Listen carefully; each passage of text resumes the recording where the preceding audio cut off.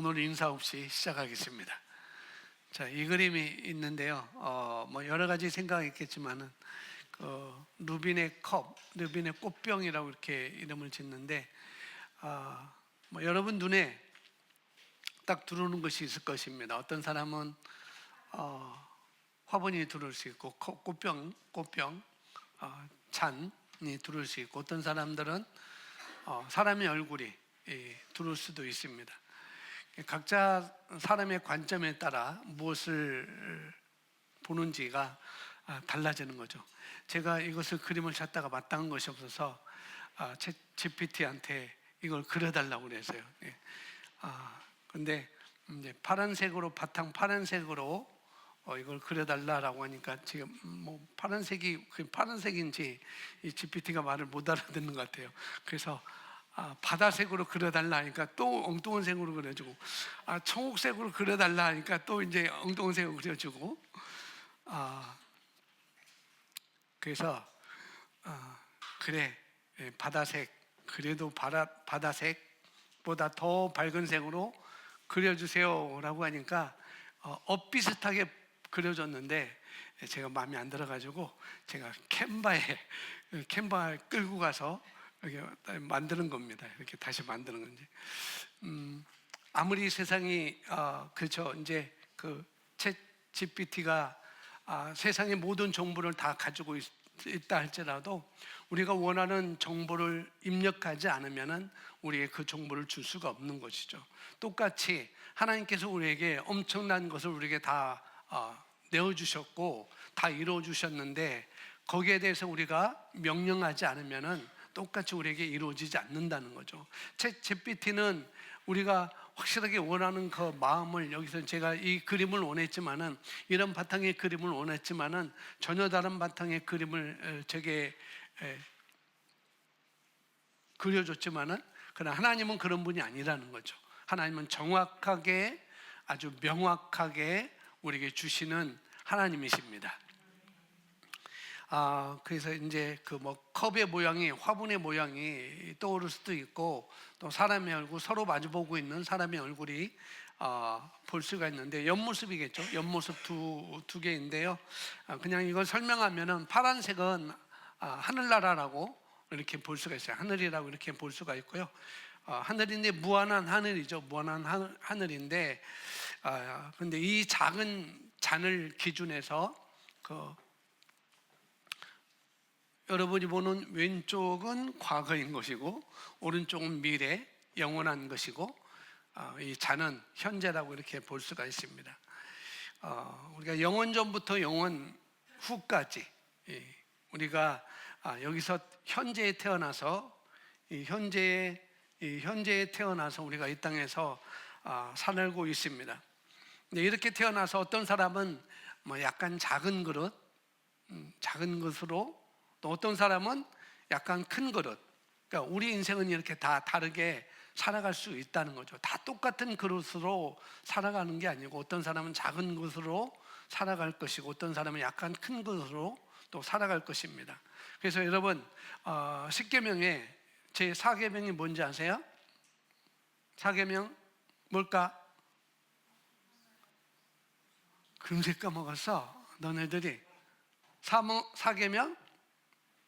안식일을 기억하여 거룩하게 지키라. 이게 4계명이잖아요.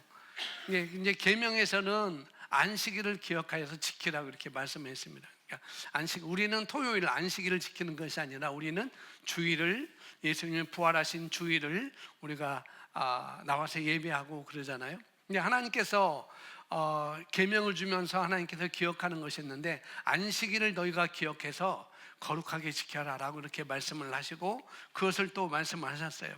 그래서 우리가 안식일은 아니지만 이 주일에 나와서 좀 쉬어야 되는데, 좀 편히 쉬고, 또 좋은 사람도 만나야 되고, 만나고 싶은 사람 만나야 되고, 또 돈도 벌어야 되고 그래야 되는데, 왜 이 자리에 나와야 되냐.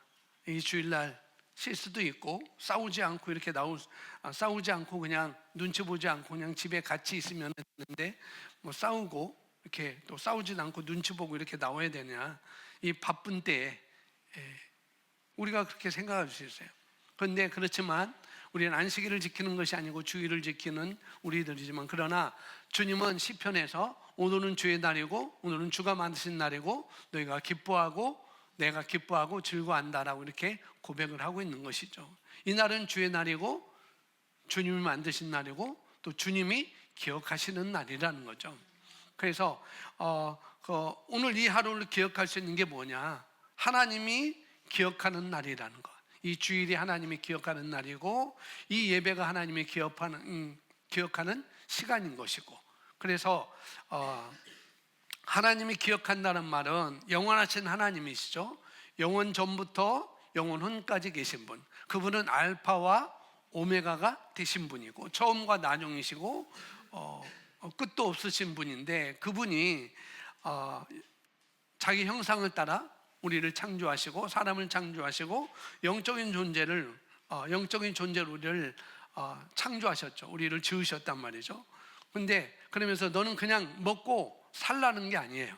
너는 그냥 이 땅에서 먹고, 현재 이 땅에서 너희는 그냥 먹고 사는 것이 아니고 뭐냐면은 이 땅에서 다른 동물처럼 불신자처럼 살아가는 게 아니야. 너는 하나님의 형상을 따라 지음받고, 하나님의 형상을 따라 지음받은 사람이 뭐냐? 결국은 다스리는 삶을 너에게 줬지. 그리고 세상의 빛으로 너희가 구원받아서 이 땅에서 지금 현재 우리가 그런 사명을 가지고 너는 이 땅에 목적이 있어서 살고 있는 거야 라고 하나님이 그것을 우리에게 기억하신다는 거죠.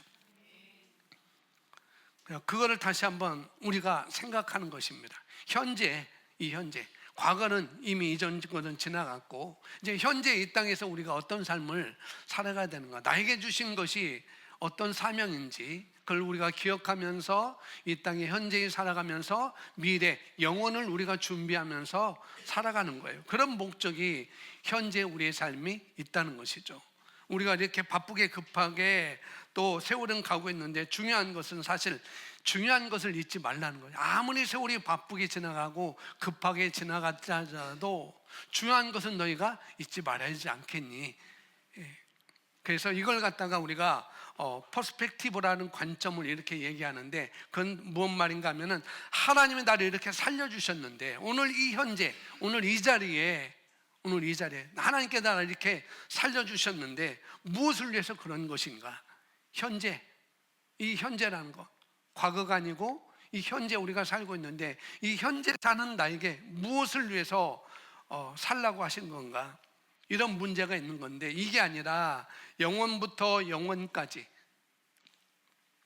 좌우, 과거, 미래, 그리고 우리 몸에 잠깐 왔다가 문제에 지나지 않는다는 거죠. 이 현재는 잠깐 왔다가 지나가는 그런 문제에 지나지 않는다는 거죠. 현재 내가 앞으로 10년을 더 산다면, 내가 5년을 더 산다면, 내가 1년을 더 산다면 왜 하나님께서 하나님 입장에서 나를 살려주셨다 한다면 오늘 나를 데려가지 않고, 어젯밤에 나를 데려가지 않고, 오늘 아침에 나를 데려가지 아니하시고 이렇게 나를 이 자리에 앉고 이 말씀을 들을 수 있도록 함께 찬양하고 경배할 수 있도록 나를 이렇게 살려주셨다고 한다면은 뭐 때문에 하라고?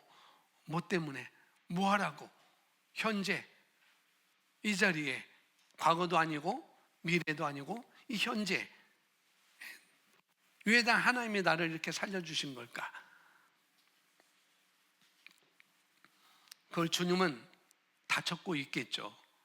내가 너를 현재 살린 것은 내가 이런 삶을 살라고 내가 현재 너를 살려준 거야 라고 우리 주님은 다 적고 계실 거예요. 너는 이런 삶이야, 너는 이런 삶이야, 너는 이런 삶이야.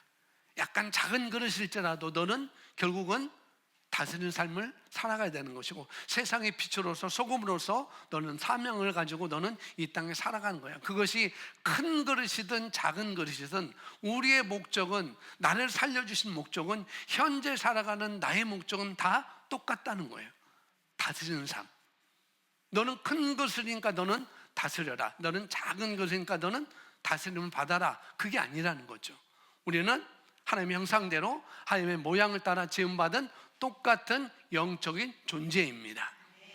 그래서 이것을 우리가 하나님, 하나님이 너는 그것을 주님이 적는 게 아니라 이제 우리가 적어야 되는 거야. 현재 나의 삶이 어떤 삶인지, 내가 어떻게 살아가야 되는지, 그것은 내가 인식하고 내가 적으면서 하나하나 풀어내는 거라는 거죠. 그것이 우리의 삶의 목적인 것입니다.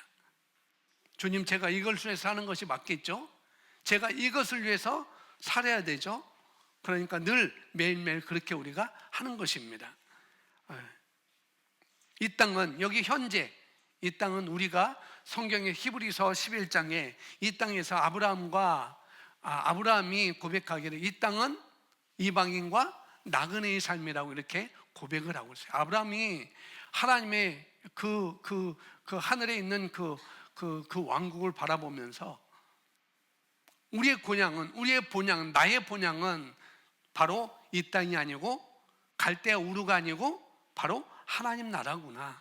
그래서 이 땅에서는 이방인과 나그네로, 여행객으로 우리가 살아가는 그런 삶이구나라고 이렇게 고백을 하고 있습니다. 그래서 이 땅에서 우리가 이방인과 여행객과 나그네로 살아가는데, 그 어떻게 사는, 예수님께서 우리에게 주신 풍성한 삶, 다스리는 삶, 넘치는 삶, 은혜의 삶을 살아가라고 하신 것입니다. 이 현재에서. 그러니까 예수님처럼 바울처럼 차고 넘치는 삶을 여기서 이 현재에서 살라는 거죠. 과거가 아니고 미래가 아니고 현재의 나의 삶이 그런 삶이라는 것. 그러니까 우리가 성경을 읽으면서, 계시가 우리가 열리면서 보는 관점이 달라지는 거예요. 사람을 보는 관점이 달라지는 것이고, 또 내가 내 자신을 보는 관점이 달라지는 것입니다. 그죠? 말씀을 보면서 우리는 그렇게 가야 돼요. 상대방을 보는 관점이 달라지는 것이고, 또 나 자신에 대한 관점이 달라지는 것이고. 여러분, 한 주간 동안 뭐가 달라졌는가요? 우리가 말씀을 들으면서 내 삶이 뭐가 달라졌는가? 우리 자신에 대한 자아상, 우리 자신에 대한 개념, 또 하나님에 대한 그런 개념. 그러니까 우리가 하나님에 대한 개념도 다르지 않고, 또 우리 자신에 대한 개념, 자아상도 다르지 않다는 거죠. 우리 자신에 대한 그런 자아상은 나는 하나님의 걸작품이라는 것. 아멘. 우리가 작은 그릇이지만, 우리가 큰 그릇이라 할지라도 현재 내가 사는 그 삶에서는 나는 하나님의 걸작품이라는 것. 그러니까 우리가 말씀을 들으면서, 말씀을 보면서 나 자신을 보는 관점이 달라지는 것이고, 또 상대방을 보는 관점이 달라지는 것입니다.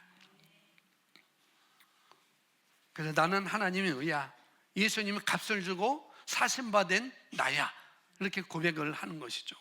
그리고 나는 너무나도 귀한 존재라는 것, 이렇게 우리의 개념, 우리의 자아상이 달라지는 거예요. 성경은 그렇게 말씀하고 있는데, 성경은 그렇게 우리에게 쓰여져 있는데 우리가 모르고 살았다는 거죠, 현재. 그래서 오늘 이제 우리가 말씀을 좀 나누기 전에 먼저 우리가 이걸 알고 이것을 내 것으로 장착시키는 과정이 우리에게 필요한 것입니다. 하나님의 말씀이 선포되는 예배에서는 항상 은혜가 넘치게 되어 있어요. 모든 예배 가운데 속사람의 변화가 일어나는 것이고, 속사람의 변화가 일어나면 나는 삶을 잘 전과는 다르게 살아갈 수가 있는 거라는 거죠. 아멘. 그래서 오늘 말씀 그래서 사람에 대한 하나님의 원래 계획, 이 새가족반에 있는 그런 내용인데, 오늘 다시 한번 우리가 계속 반복하는 것은 반복이 그만큼 중요하기 때문에, 그래서 우리가 이 고난주간 종료주에 오늘 예수님께서 나귀를 타고 예루살렘에 우리의 죄를 다 담당하기 위해서 이제 예루살렘에 올라가는 그런 날이 바로 종료주일로 우리가 기독교에서 지키고 있습니다. 그리고 종료주일 지나면 이제 예수님이 고난을 받으시는 고난주간이 바로 오늘부터 금요일까지 시작되는 것이고, 그리고 그 다음 주 이제 20날이 되겠죠. 그날은 바로 예수님의 부활하신 부활절입니다. 그래서 오늘 그 예수님의 고난, 예수님께서 우리에게 이루신 것을 다시 한번 우리가 반복하기 위해서 우리가 말씀을 보도록 하겠습니다. 창세기 1장 26절 말씀인데 함께 읽어보도록 하겠습니다. 하나님이 이르시되 우리의 형상을 따라 우리의 모양대로 우리가 사람을 만들고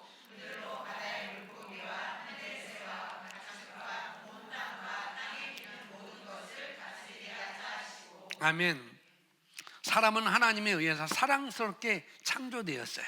우리는 하나님에 의해서 사랑스럽게 창조되었습니다.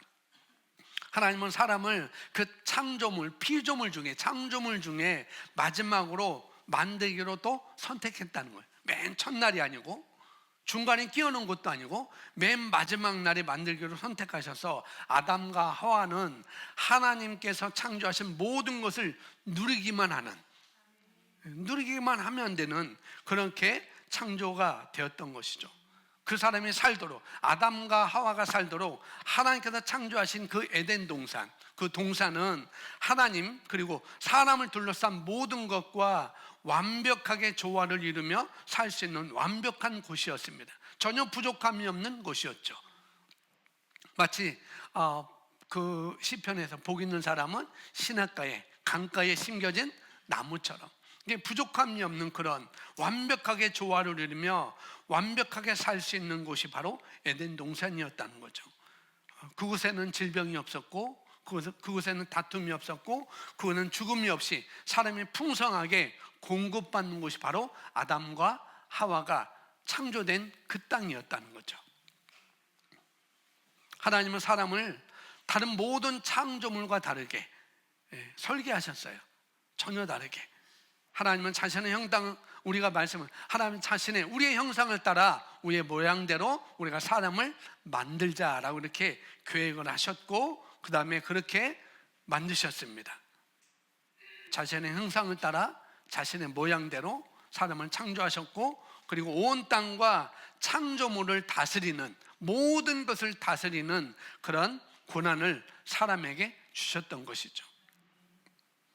그런데 하나님께서, 식물은 하나님께서 땅에 말씀하심으로써 창조하셨어요.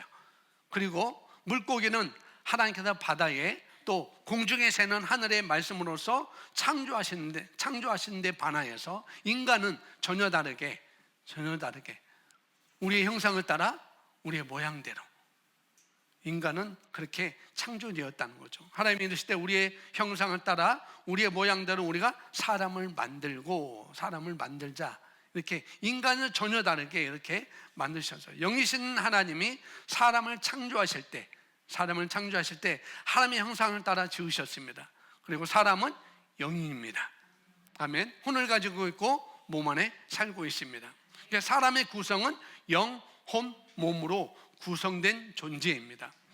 사람은 육체적 존재이지만 단순한 몸, 단순한 물리적 존재 그 이상이라는 거죠. 시청, 후, 미, 각, 촉, 이 오감을 통해서 하나님은 이 몸을 가지고 이 물리적인 세계와 어떻게 해요? 연결되도록 설계하셨다는 거예요. 이 몸도. 혼은 정신적인 존재라고 우리가 알고 있죠. 정신적인 존재로 감정적이고 또 지적인 영역과 교류하도록 의도하신 것이 바로 하나님의 창조였습니다. 하나님의 형상과 모양인 영인, 우리 영은 하나님과 연결된 곳으로, 분리되지 않고 하나님과 연결된 곳으로 영원한 영적 존재로 영의 영역과 교류하도록 의도된 것입니다. 몸은 물리적 영역에 교류하도록 연결된 것이고, 혼은 감정적고 어떤 지적인 것에 그런 게 교류하도록 만드셨고, 영은 영적 영역, 하나님의 영역과 하나님과 교류하도록 그렇게 만들어진 것이 바로 하나님의 창조였다는 거죠. 그래서 우리가 이해를, 뭔가를 파악할 수 있기 한참 전에, 내가 이해할 수 있기 한참 전에 우리의 영에서 그것을 감지할 수 있다는 것을 우리가 알아야 된다는 거죠. 하나님의 창조물은 그것들이 창조된 곳에서 살아가도록 계획하셨습니다. 에덴 동산을 만들어 놓으시고, 야, 너무 좋다, 나만 누려야 된다, 아담과 하와야 너는 밖에 살아라, 그렇게 하는 게 아니라는 거죠. 그렇게 만드시고 아름다운 곳에 살도록 하나님께서 계획하셨습니다. 그래서 초목을 땅에서 잘라내거나 또 물고기를 물 밖으로 꺼내면은 어떻게 될까요? 그것들은 죽게 돼요. 마찬가지로 하나님의 형상대로 하나님의 모양을 따라 창조되고 하나님의 숨결로 생기가 불어넣어진 사람도 역시 하나님으로부터 하나님 안에서 살아가야 마땅한 거라는 거죠. 그래야 살 수가 있다는 것입니다.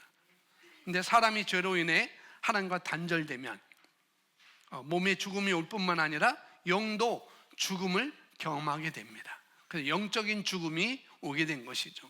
여러분, 하나님은 여러분 눈에 넣어도 아프지 않을 만큼 귀중하게 지으셨습니다.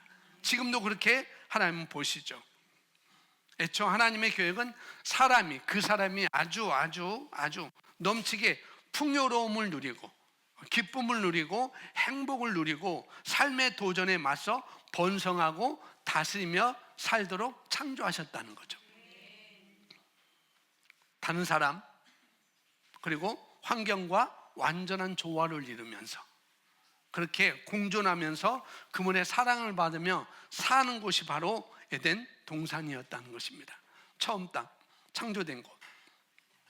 여러분, 그분의 형상을 반영하도록 독특하게 설계되고 주의 깊게 공들여 창조된 것이 바로 사람이었어요. 오늘날에도 하나님은 여러분을 소중하고 사랑스럽게 여기셔요. 그럼에도 불구하고 뭐가 아니라 사탄의 속임수와 사람의 타락이 오게 된 것이죠. 그런데 우리는 어쩌다 하나님과 함께 완벽한 그런 세상에 살도록 창조된 곳에서 이렇게 깨지고 타락한 세상으로 우리가 살게 되었을까? 우리 주님께서 우리에게 해답을 주십니다. 고백하겠습니다. 도둑이 오는 것은 도둑질하고 죽이고 멸망시키려는 것뿐이요. 사탄은 하나님을 증오하고 하나님께서 소중히 여기는 모든 것을 타락시키고 또 파괴하면서 언제나 하나님에게 맞서려고 합니다. 이 사단이 그런 존재라는. 그러나 마귀는 하나님께 직접 닿을 수 없기 때문에, 하나님께 직접 이렇게 할 수 없기 때문에 하나님의 형상으로 만들어진, 하나님의 모양대로 만들어졌고 하나님께서 사랑하시는 대상인 사람을 목표로 삼았다는 거죠. 그래서 결국은 원수 마귀는 사람을 죽이고 멸망시키러 옵니다. 하지만 사람을 죽이고 멸망시킬 수 있기 전에 사탄은 사람에게 뭔가를 훔쳐야만 했어요. 뭔가를 빼앗아 가야만 했습니다. 사탄이 우리에게서 훔치려고 애쓰는 중요한 것 두 가지가 있는데, 첫 번째 1번 읽어보겠습니다. 사탄이 우리에게 뺏으려 하는 두 가지, 주요한 두 가지인데, 첫 번째는 사탄은 하나님에 대한 우리의 좋은 견해를 훔치고 싶어 한다는 거죠. 내가 갖고 있는 하나님에 대한 좋은 견해.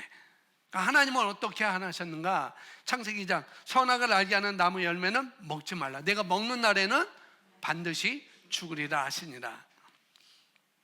에덴 동산은 나무들로 가득했죠. 이 선악을 알게 하는 지식나무 하나만 있던 게 아니라 성경을 보면은 온갖 많은 나무들이 있었고 그 나무에서 온갖 열매들이 많이 맺히고 너희 이것은 너희가 임의로 먹어도 돼 라고 하나님은 말씀하셨어요. 그 에덴 동산에 온갖 나무들로 가득했고 사람이 그 나무 열매를 마음대로 먹으러 하셨지만은 마귀는 이 동산에서 손대는 것이 금지된 한 나무, 선악을 알게 하는 나무, 이 나무로 사람의 주의를 이끌었습니다. 모든 동산에 있는 나무에게 눈이 돌려져 있었는데 사단 마귀는 오로지 금지된 이 나무 하나로 아담과 하와의 눈을 돌리게 했던 것이죠. 그래서 마귀는 하나님은 인색하신 분이야. 하나님은 너희가 하나님같이 될까봐, 너희가 하나님같이 되지 못하도록 그렇게 만든 거야. 하나님은 인색하고 사람을 충분히 축복하고자 하지 않으신 것처럼 하나님에 대한 좋은 견해를 의심하게 만들어가지고 어떻게 해요? 하와를 속이고 하와의 호기심과 먹지 말라 한 나무 열매를 먹고 싶은 욕망을 촉발시켜 버렸습니다. 그리고 하와는 먹지 말라 하는 선악을 알게 하는 나무 열매를 따먹고 나서 남편에게 먹게 함으로 죄와 죽음이 그 완벽한 동산과 인류 안으로 돌아오게 된 것이죠.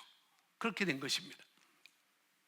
마찬가지로 마귀 사탄이 우리에게 훔치는 방법 중 하나는 하나님에 대한, 지금도 여전히 이 현재에 살고 있는 우리, 이 땅에 살고 있는 새로운 피조물인 우리에게도 여전히 하나님에 대한 우리의 좋은 견해를 더럽히는 거예요. 하나님은 후히 주시는 분이 아니야. 하나님은 잘하는 사람에게만 주시는 분이야. 그게 우리의 생각을 자꾸 더럽힌다는 거죠. 하나님은 우리 모두에게 공의 다 잘해 주십니다. 하나님은 우리 모두를 사랑하십니다. 근데 마귀는 그렇게 생각을, 우리의 생각을 그렇게 더럽힌다는 거예요. 아니야, 내가 한 게 뭐 있다고. 너 아무것도 안 했잖아. 너 일주일 동안 네가 말씀을 좀 제대로 살아봤니? 너 그러지 못했잖아 라고 자꾸 우리 생각, 하나님에 대한 좋은 의견을 자꾸 더럽혀요, 우리 마음에. 그래서 지난주에 마음관리.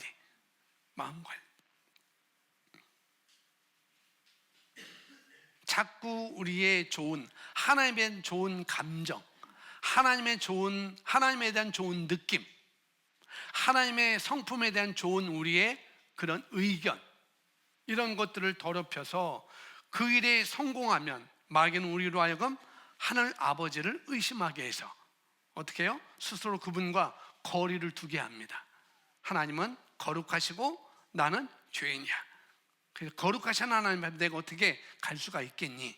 나는 죄인인데. 그래서 거리를 둠으로써 원수 마귀가 우리를 고립시키고 궁극적으로 우리를 죽이고 멸망시킬 수 있도록 허락하게 만든다는 것이죠. 자, 두 번째, 사단이 우리에게 뺏으려는 주요한 두 가지가, 훔치고 싶은 것이 있는데, 사탄은 우리의 삶에서 하나님의 말씀을 훔치고 싶어 한다는 거죠. 마태복음 13장 19절에 읽어보겠습니다. 아무나 천국 말씀을 듣고 깨닫지 못할 때는 악한 자가 와서 그 마음에 뿌려진 것을 빼앗나니 이는 곧 길가에 뿌려진 자요. 예.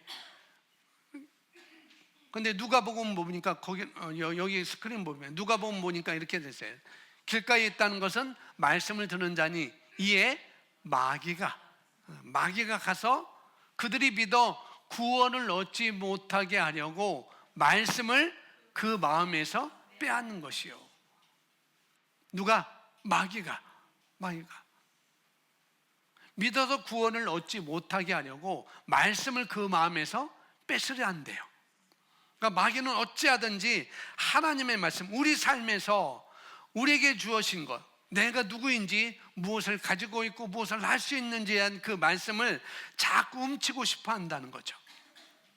약한 원수 마귀, 사단 마귀는 구원의 여러 가지 유익들이 있잖아요. 구원의 패키지, 다 우리 삶에 이루어가는 그 과정을 막아버려요. 마음에서 빼앗는 거죠. 막아버리는 거죠. 예수님 우리에게 주신 모든 것, 그것을 마귀는 얻지 못하게 하려고, 그 유익을 우리가 누리지 못하게 하려고 이 말씀을 빼앗아가는 거예요. 근데 하나님은 그분의 말씀에 대해서 신명기에서 말하기를 이렇게 말씀합니다. 함께 읽어볼까요? 나의 가르침이 비처럼 내릴 것이요 내 말은 이슬처럼 맺힐 것이며 연한 풀잎 위에 이슬비 같고 풀밭에 소나기 같으리라.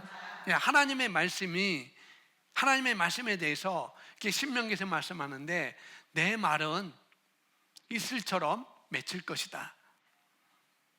누구에게? 연한 풀잎 위에 이슬비 같고 풀밭에는 소나기 같으리라. 다른 개정에는 이제 채소라고 해요. 채소에는 소나기, 많은 비가, 단비가 내릴 거다라고 이렇게 기록되어 있는데, 하나님의 모양과 형상대로 지음받은 영적인 존재인 우리는 하나님의 말씀으로 삶에 고정시키고 거기에 영향을 얻도록 되어 있었다는 거죠. 연한 풀잎, 채소, 풀밭, 그러니까 식물이 이슬과 비로 말미암아 유지되고 생기를 얻는 것처럼 이렇게 얻는 것처럼 우리는 하나님의 말씀에 담겨있는 하나님 아버지의 지혜, 그분의 인도하심, 그분의 지식, 격려, 교종을 받아 우리는 살아야 된다는 거죠. 우리 아버지는 사랑이시기에 그분의 말씀과 가르침을 이해하기 쉬운 작은 덩어리로 주신다는 거예요. 어떤 사람에게는 작은 덩어리, 어떤 사람에게는 소나기로, 어떤 사람에게는 이슬비, 어떤 사람에게는 소나기로 그렇게 주신다는 것입니다. 여기 연한 풀잎은 영적 어린아기, 영적 아이를 의미하고 있어요. 그분은 아주 가는 비주차도 연한 식물들을 유익을 준다는 거죠. 그 삶에 적절하게 유익을 주는 하나님의 말씀이라는 거죠. 소나기는 풀밭에, 채소에 성숙한 성도들을 의미하는데 그런 성숙한 성도들에게 영향을 공급하신다는 거예요. 하나님은 어느 누구에게도 차별하지 않고 공급해 주시는 하나님이라는 거죠. 그래서 신명기 32장 2절 말씀은 우리를 향한 하나님의 무한한 돌보심을 분명히 보여주고 있습니다. 이것은 우리를 위한 하나님 아버지의 공급이 얼마나 넘치고 얼마나 풍성하고 얼마나 세밀하고 그런지 우리에게 보여준다는 거죠. 오늘날에도 사탄은 여전히 우리에게 훔치려고 애씁니다.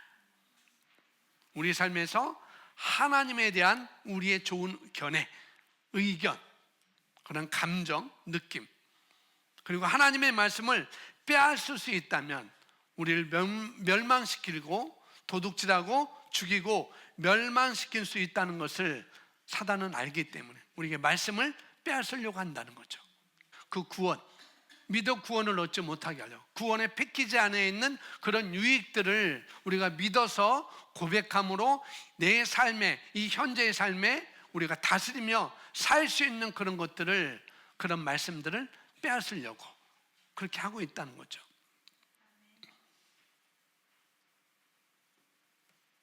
그러나 반대로 우리가 이런 영역들을 우리가 알고 보호하면 사단은 여전히 내 삶에서 하나님에 대한 좋은 견해를 빼앗으려고 하는 거구나.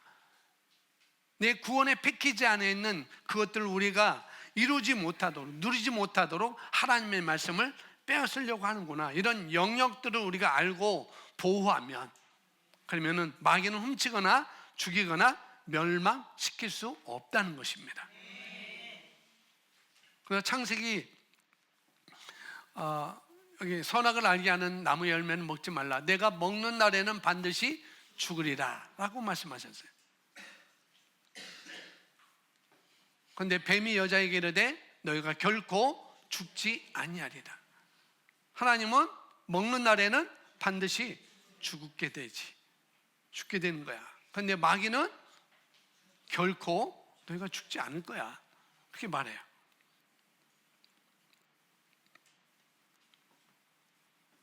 그래서 사단은, 그래서 5절에 너희가 그를 먹는 날에는 너희 눈이 밝아져 하나님과 같이 되어 선악을 알 줄 하나님이 아심이니라. 그러니까 하나님에 대한 어떤 잘못된 생각을 갖게 하는 것. 여전히 오늘날에도 우리가 살아가는데도 마귀 사단은 하나님에 대한 잘못된 정보를 주어서 우리가 그 축복을 받지 못하게 한다는 거죠.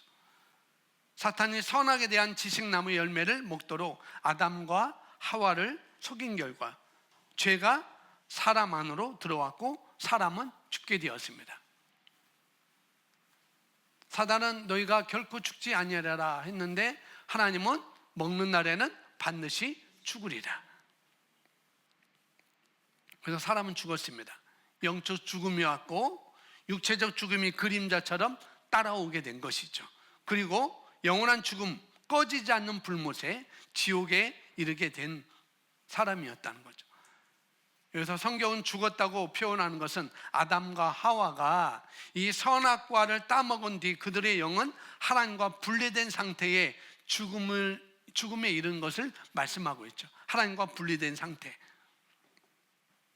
그것뿐만 아니라 뭐예요? 또 그것뿐만 아니라 질병, 가난, 온갖 가증한 것들이 이 땅으로 들어오게 됐습니다. 그렇기 때문에 오늘날 우리가 살고 있는 이 세상은, 내가 살고 있는 이 세상은 하나님께서 창조하신 모습과는 전혀 다른 세상이라는 거죠. 세상은 증오하고 또 억울함을 갖게 하고 깨지게 하고 질병을 갖다 주고 죽음으로 가득 차게 된 세상이 바로 우리가 살고 있는 이 세상입니다. 왜 그럴까요? 그 대대적인 파괴가 무엇 때문에?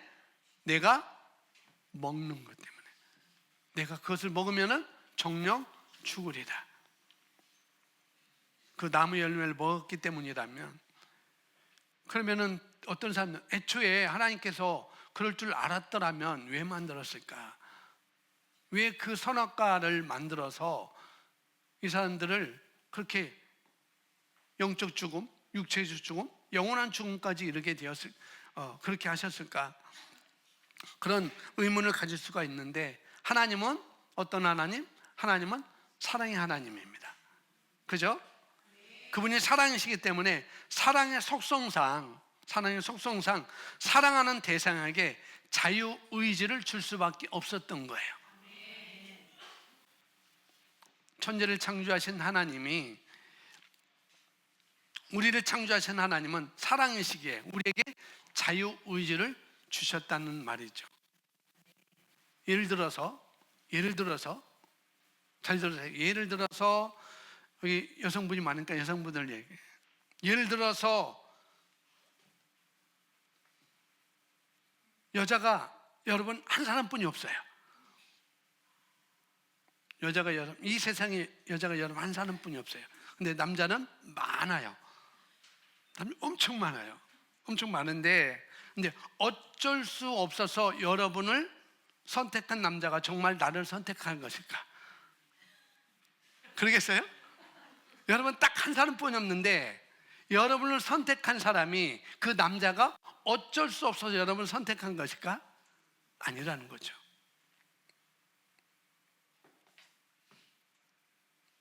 많은 여자 가운데 여러분을 선택한 것이 바로 선택한 거예요. 그게 바로 자유의지라는 거죠. 자유의지.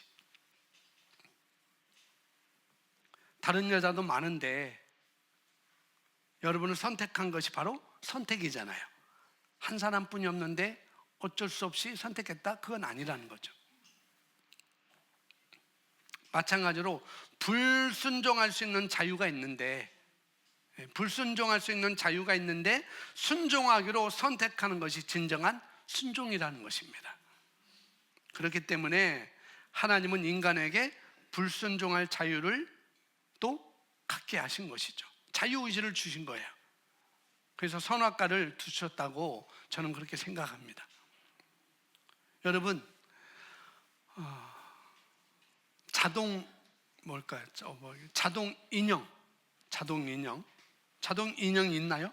자동 인형이 생각해 보세요. 영이 없는 인형, 영이 없어요. 뭔가 혼도 없어요. 하나님은 이렇게 영이 없는, 혼이 없는 그런 로봇을 창조하지 않으셨습니다. 그죠? 에덴에서 로봇을 창조하셨을까? 아니라는 거죠. 하나님의 형상을 따라 하나님의 모양대로 사람을 만드셨어요.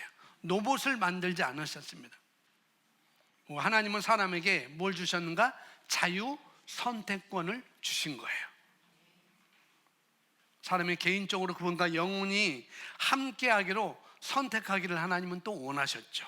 그걸 만드시면서 그 한 그루 나무는 사람이 자유 선택권을 발휘하도록, 내가 먹어도 되고 안 먹어도 돼, 그 자유 선택권을 발휘하도록 허락하기 위해서 동산 안에 놓으셨던 것입니다. 동산에는 온갖 좋은 나무가 많이 있었죠. 좋은 열매가 많이 있었죠. 나무가 전부 좋았다면 사람이 하나님께 순종하는 것과 불순종하는 것 사이에 무슨 선택을 하겠어요? 다 좋다고 한다면. 마귀의 속임수와 사람의 타락 때문에 사람은 하나님이 정말 사람을 위하시는지 의심을 갖게 됐고, 하나님이 정말 나를 위하실까?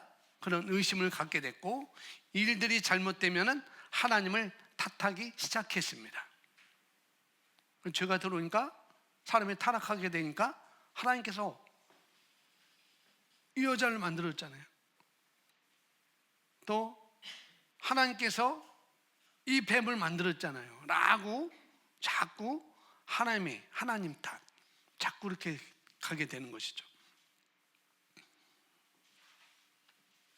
하나님께서는 온 땅에 그 온 땅에 대한 통치권을 사람에게 주셨는데, 모든 것을 다스려라, 그 통치권을 주셨는데 사람이 마귀의 말을 믿고 받아들이고 그 열매를 먹었을 때 사람의 권세를 마귀에게 다 빼앗겨 버렸습니다. 그래서 그것은 오늘날 우리가 사는 곳으로 마귀가 여기 이 땅에, 우리가 살고 있는 이 땅에 제멋대로 하고 전쟁과 기근과 지진과 전염병의 대유행과 온갖 가증한 그런 것들로 또 이렇게 이곳으로 있게 하셨고, 또 있게 했고, 사람이 죄의 노예가 되어서 질병과 쓰라림과 억울함과 또 고된 노동과 씨름하다가 마침내 죽음에 이르는 곳으로 우리가 우리가 가게 된 것이죠. 그렇게 가게 됐어요. 근데 하나님은, 사람에 대한 하나님의 교육은 여기서 끝나지 않았다는 거죠. 영적 죽음과 또 육체적 죽음과 마침내 죽음에 이르는 곳, 영원히 불못에 가서 죽게 이르는 그곳으로 우리가, 사단은 데려왔지만, 사단 그곳으로 우리를 인도했지만, 그러나 하나님은 여기서 끝나지 않았다는 거죠. 하나님 우리를 속량하시고 회복시켜서 다른 그분의 편으로 데려오실 계획을 갖고 계셨습니다. 인류를 향한 하나님의 지대한 사랑에도 불구하고 하나님은 사랑의 하나님이실 뿐만 아니라 또 하나님은 정당하고 의로우신 하나님이시기 때문에 정당한 이유와 정당한 어떤 과정 없이 그냥 원수 마귀로부터, 사단 마귀로부터 통제권을 다시 가져올 수 없었던 거예요. 정당하신 분이기 때문에. 그리고 로마서 5장 12절에 이렇게 말씀하고 있습니다. 함께 읽어보겠습니다. 그러므로 한 사람으로 말미암아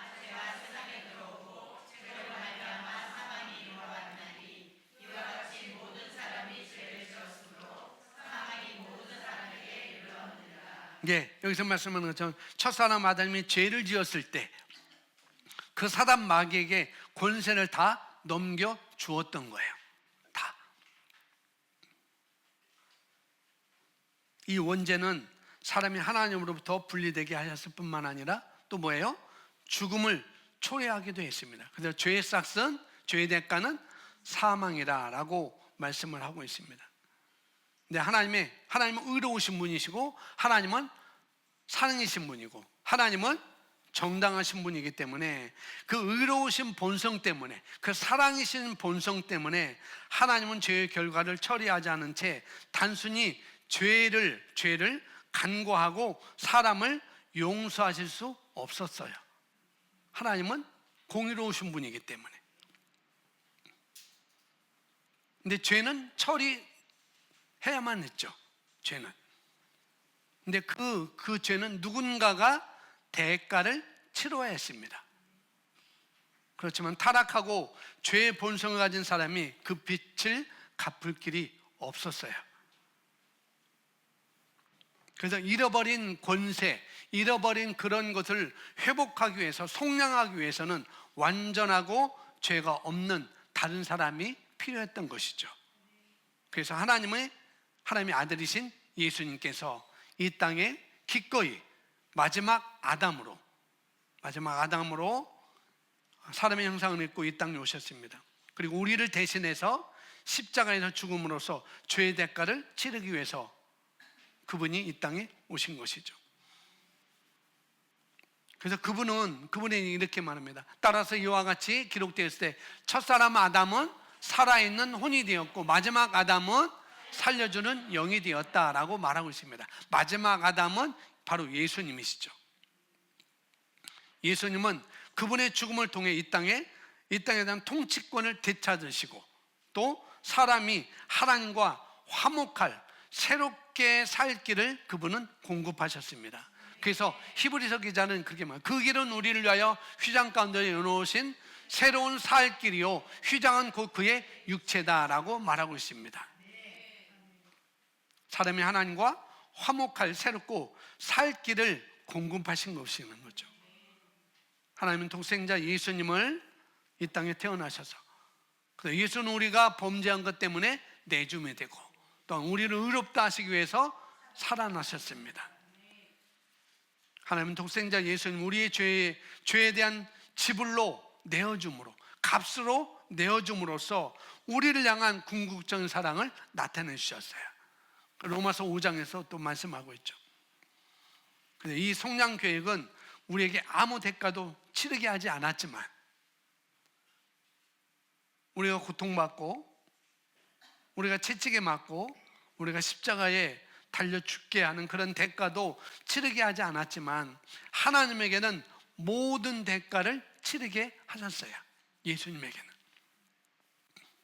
그리고 예수님이 이 땅에 사람의 모양으로 아기로 이 땅에 오셨죠.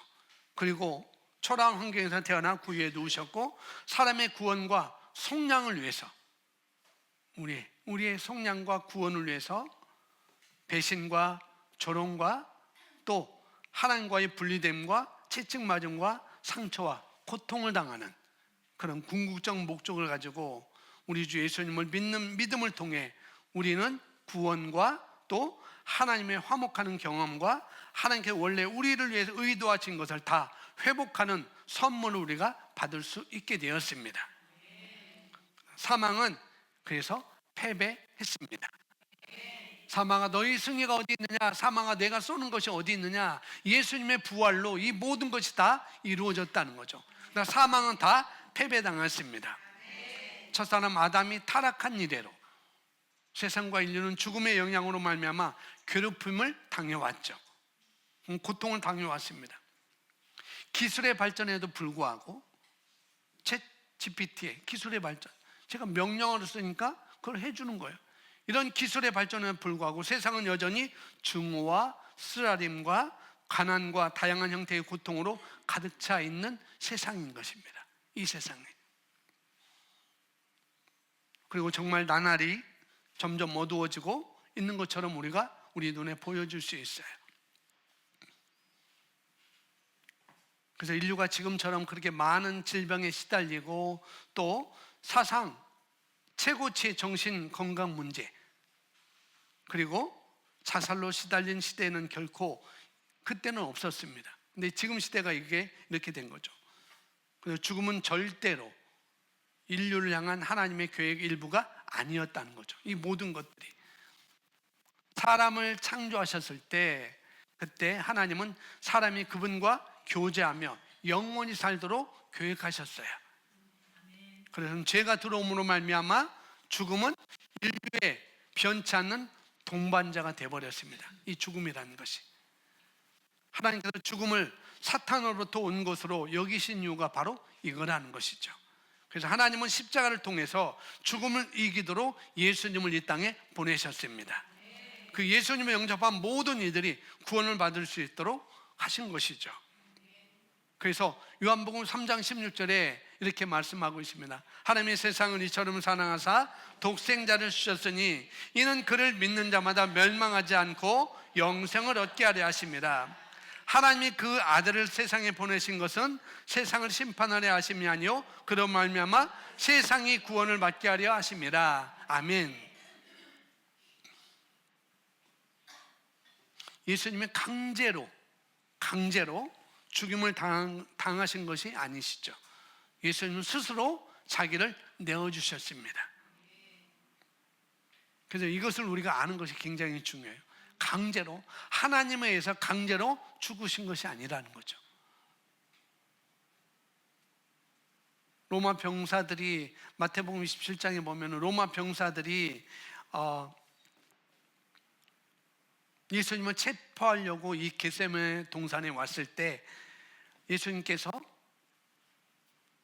가룟유다가 여기 나와 있는 예수께서 그들에게 내가 그니라 하실 때 그들이 물러가서 땅에 다 엎드러지는지라. 예수님을 잡으러 오는 그 로마 병정들이 로마 군인들이 다 어떻게 해요?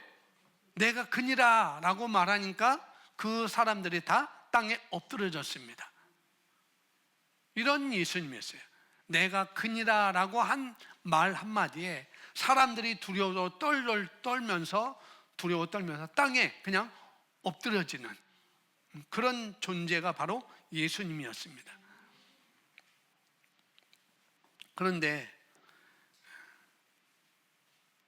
그런데도 불구하고 예수님은 자신을 그냥 내어주셨어요. 내가 지금 천사를 불러서, 내가 하나님의 군대를 불러서 다 무찌를 수 없겠니? 그럴 수 있음에도 불구하고 저와 여러분을 위해서 그분은 그렇게 하신 것입니다. 그분의 순환, 십자가에서 그분의 고난과 죽음으로써 우리 주님은 우리 대신 죄값을 치르시고 그리고 죽음을 정복하셨을 뿐만 아니라 우리의 악을 그분의 선으로 바꾸시는 신성한 교환이 우리에게 공급을 해주신 것이죠. 그래서 사람을 위한 아버지의 속량 첫 번째 속량 계획은 첫 번째로 뭐냐면 질병과 죽음으로부터의 속량이었습니다. 우리 인간을 위한 하나님 아버지의 속량 계획, 여러 가지가 있겠지만은 첫째로 질병과 죽음으로부터의 속량이라는 거죠. 그래서 예수님은 로마 군병들의 그 손에 들려져 있던 그런 잔혹한 채찍질을 예수님은 다 견디셨어요. 여러분 패션 오브 크라이스트를 보면은 그 장면이 나오죠. 그 채찍은 조각난 동물의 뼈와 또 갈고리가 잔뜩 있는 그런 채찍이었습니다. 그래서 한 번 치면은 그 채찍이 사람의 몸을 휘감아서 그 살을 떼어나고 뼈를 셀 수 있을 정도로 그런 채찍이었다는 거죠. 살점이 드러나서 그 사람 몸에 뼈를 셀 수 있을 정도로 그런 채찍이었습니다. 그분의 살을 갈기갈기 그 채찍이 찢긴 것이죠. 그것을 시편 기자는 이렇게 말하고 있습니다. 내가 내 모든 뼈를 셀 수 있나이다. 너무 채찍에 맞아서.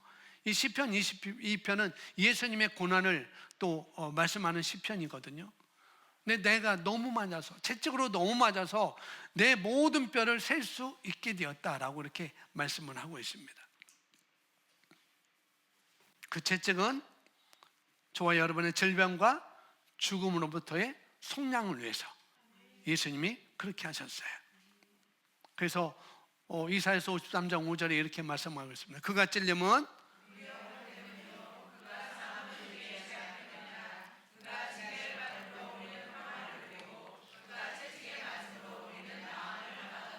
아멘. 그분이 채찍에 맞음으로 우리가 치유되었습니다. 아멘.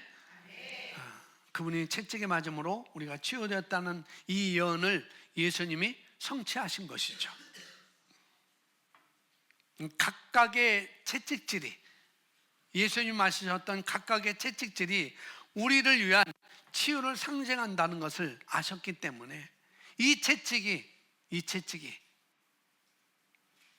현재 내가 맡고 있는 이 채찍이 앞으로 자기 자녀가 될 사람들의 모든 치유를 상징한다는 것을 예수님은 아셨기 때문에 예수님은 우리의 치유를 생각하고 이 채찍질을 다 감당하신 거예요. 그 수많은 채찍질. 그래서 성경에 보면은 예수님의 시편에 보면 예수님의 그 몸은 도저히 쳐다볼 수 없는, 사람의 몸으로 도저히 쳐다볼 수 없는 그런 몰골이었다고 이렇게 성경은 말하고 있습니다.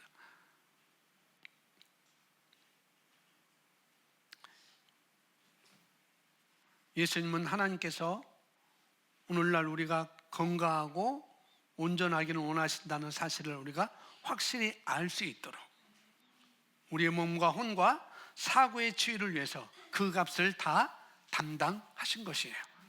다 받으신 거예요. 우리가 질병으로 고통을 당할지라도 우리는 그분께서 치유하신 것을 우리는 신뢰할 수 있습니다. 아멘. 두 번째 죄의 노예로부터 속량과 통치권의 회복이었다는 거죠. 십자가의 죽음으로써 예수님은 우리의 죄에 대해서 진값을 갚으셨고 또 우리에 대한 마귀의 권세를 예수님께서는 다 깨뜨리셨습니다. 그분은 수월 또 음부에 내려가서 원래 사람에게 주어졌던 이 세상 권세들을 마귀 사단으로부터 되찾고 셋째 날에 육체로 그분은 부활하셨습니다. 그 사도 요한은 그것을 증거해 줍니다. 요한계시록 1장 18절에 이렇게 말합니다. 곧 살아있는 자라 내가 전에 죽었었노라 볼지어다 이제 세세토록 살아있어 사망과 음부의 열쇠를 가졌노니. 아멘. 오늘날 예수님은 셋째 하늘에 하나님과 함께 앉아 계실 뿐만 아니라 또 그분을 믿는 모든 자들을 그분 곁으로 데려가셔서 그분과 함께 하늘 초소에 함께 앉게 하셨습니다. 그래서 성경에서 증거하고 있죠. 그의 능력으로 그리스도 안에서 역사하사 죽은 자들 가운데서 다시 살리시고 하늘에서 자기 오른편에 앉히사. 그리고 에베소 2장 6절 함께 계십니다.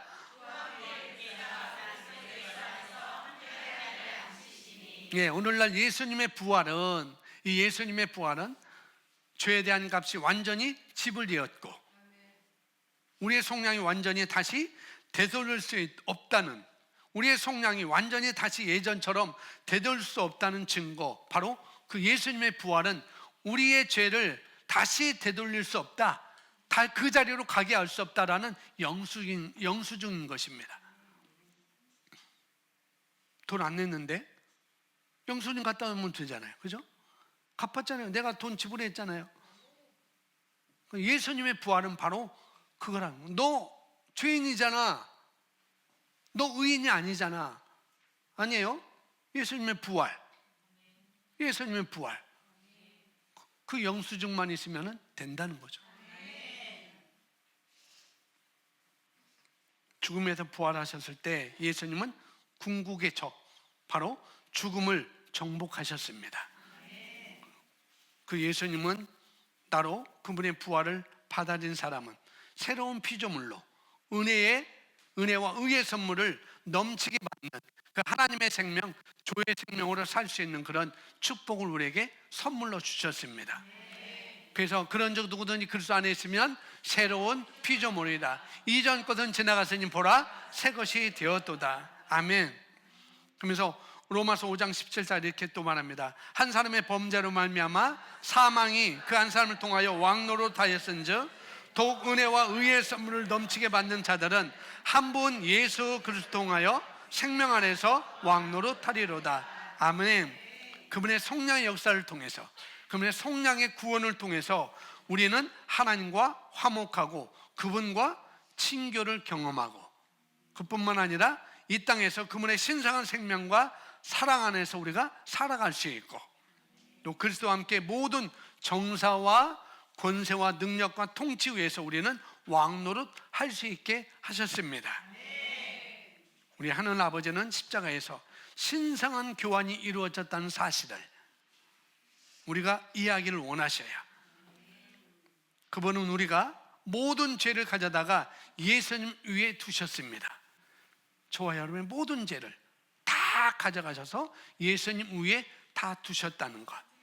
그 예수님은 모든 의를, 예수님의 그 모든 의를 우리의 괴자, 영으로 다 이체시켰어요. 아멘. 십자가에서 하나님의 예수님을 마치 그분의 최악의 죄인인 것처럼 하나님은 대우하셨고, 그리고 오늘날 그분은 우리를 이 땅에서 가장 귀하고 의로운 사람으로 대우하십니다. 뭐 때문에? 예수님이 십자가에서 이루신 일 때문에 그렇게 된 것이죠. 우리에게 축복과 은혜를, 아까 시편에서 말씀 것처럼 어떻게 해요? 은혜를 소나기처럼 하나님은 부어주십니다. 때로는 이슬비처럼 부어주시고 때로는 소나기처럼 우리에게 부어주시는 하나님이라는 거죠. 그래서 마지막 중요한 것, 우리가 해야 하는 것은 받기로 선택하는 것입니다. 저와 여러분이 해야 하는 것은 받기로 선택하는 것뿐이에요. 요한복음 10장 10절 읽습니다. 도둑이 오는 것은 다만 도둑질하고 죽이고 멸망시키려 함이거니와 내가 온 것은 양들이 생명을 얻게 하고 또 생명을 더 풍성히 얻게 하려 하는 것입니다. 예, 도둑이 오는 것은 다만 도둑질하고 죽이고 멸망시키는 것.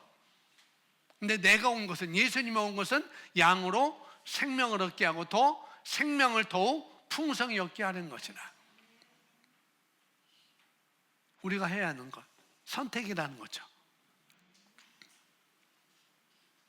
내 마귀가 가져오는 것, 하나님에 대한 좋은 견해를 빼앗아 가려는 것, 거기에 내가 동조할지, 내 구원의 패키지 안에 있는 그런 모든 유익들을 내가 받아 누리지 못하도록 하나님의 말씀을 빼앗아가는 거래. 내 감정을, 내 느낌을, 내 혼을, 내 마음을, 내 생각을 내어줄지. 그럼에도 불구하고 아니야 그럴 수 없어. 나는 더 풍성한 삶을 누릴 수 있어. 나는 더 풍성한 삶을 살 수 있어 라고 그걸 선택할지. 오늘날 사는 이 시대, 바로 우리에게 그것이 남아있는 것입니다. 우리가 맨 처음에 봤던 현재 내가 뭘 선택하느냐. 자꾸 마귀 사단은 과거를 추천했는데, 예수님은 아니야, 너의 삶은 앞으로 이런 삶이야.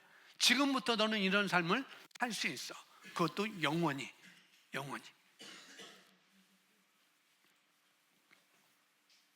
사람은 하나님과 마귀처럼 영적인 존재로서 하늘이나 지옥 중, 풍성한 삶이나 괴로운 삶 중 한 곳에 영원한 거처가 있어야 됩니다. 주님께서 우리를 속량하기 위해서 오시기 전에는 죄 때문에 사람의 영이 하늘로 올라갈 수 없었지만, 그러나 원래 사탄과 타락한 천사들을 위해 창조된 지옥, 만들어진 지옥은 하늘에 계신 아버지께서 우리가 결국 가게 되기를 원하는 곳이 아니었습니다. 아멘. 그러니까 우리는 주님께서 우리를 죽음과 지옥에서 속량하신 지금 현재 우리는 우리가 영혼을 보내고 싶은 곳을 선택하기 위해서 하나님께서 우리를 갖도록 창조하신 자유선택의 은사를 우리가 행사하기를 원하십니다. 그래서 사람이, 읽어보겠습니다. 사람이 만일 온 선을 얻고도 자기 목숨을 잃으면 무엇이 유익하리요? 예, 아무 소용이 없다는 거예요. 아무 소용이 없어요. 그래서 오늘 우리 주 예수님께서 저와 여러분을 위해서 십자가에 하신 모든 것을 받아들이고, 또 그분이 나의 주님이시고 또 구원자로 받아들이고 선택하면 우리는 하늘에 계신 아버지와 함께 영혼을 선택하는 것이고 더 풍성한 생명을 선택하는 것입니다. 아담과 하와가 하나님께 불순종하기로 선택한 것이 그들을 하나님과 분리되게 했듯이, 생명과 죽음, 축복과 저주에 관한 우리의 하는 선택도 마찬가지라는 거죠. 우리 하나님 아버지는 이 옵션들을 우리 앞에 두시고 우리가 생명을 선택하기를 원하십니다. 신명기 30장 19절에 내 앞에 현재 내 앞에 생명과 복과 저주와 사망을 두었다라고 말하고 있습니다. 근데 내가 선택해.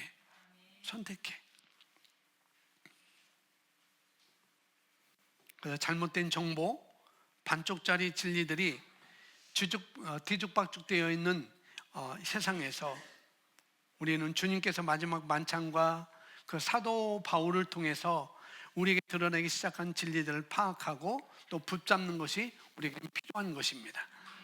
하나님, 우리가 그분의 사랑에 대한 진리를 받아들이기를 원하실 뿐만 아니라 또한 그분의 자녀로서 승리하는 삶을 살 능력을 주는 새 언약의 계시를, 이 새로운 피조물의 계시를 더 깊이 연구하기를 원하셔요. 더 알기를 원하셔요. 그런 2025년 표현, 새롭게 다시 시작하는 해, 처음 사랑을 다시 발휘하자. 새로운 피조물의 계시에 대한 말씀을 이해하고 확고한 기초를 세우는 것이 매우 중요한 오늘 이 시대에 살고 있습니다. 우리는 무엇을 선택해야 될지, 시시때때로 내가 무엇을 선택해야 될지 우리가 결정은 우리가 하는 것입니다. 왜? 우리에게 자유의지를 주셨기 때문에. 로봇이라면 가만히 있어도 돼. 왜? 하나님이 딱 버튼 누르면 거기로 갈 거니까. 우리에게는 자유의지를 주셨습니다. 순종할 것인지 순종하지 않을 것인지, 말씀을 따를 것인지 아니면은 마귀의 그런 하는 것을 내가 동조하고 받아들일 것인지. 물론 여기 계신 모든 분들은 마귀에게 동조하지 않을 것을 제가 믿습니다. 그러나 우리가 틈을 내어줄 수 있다는 거죠. 그 틈을 막는 작업이 말씀을 공부하는 것입니다. 아멘.